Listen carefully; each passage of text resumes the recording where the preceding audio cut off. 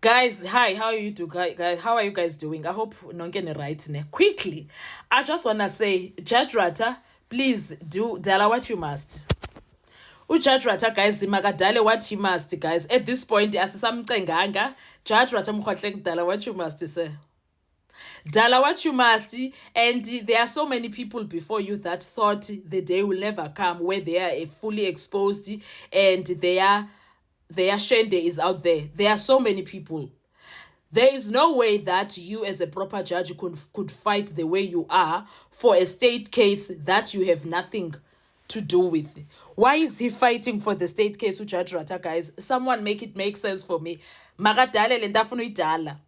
Dala what you must say so that South Africa izobona ba sikureporta phi ke ngoku because kuzafuneka kubekho a quick inquiry after that. Imagine being 80 something years old and be going to inquiries.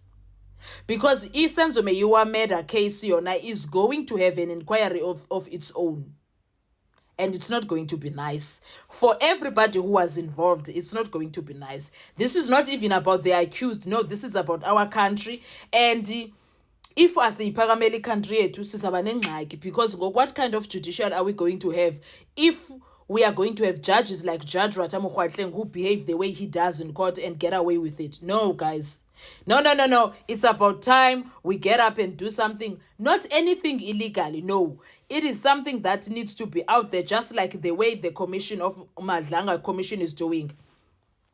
Another commission will be needed, and Judge Rata Mokgoatleng will need to explain why was he behaving this way. Because the way he is behaving does not beat the allegations of Tefo. Oh, it does not beat them, Sanalam. It doesn't. That is what is worrisome, okay, when it comes to that.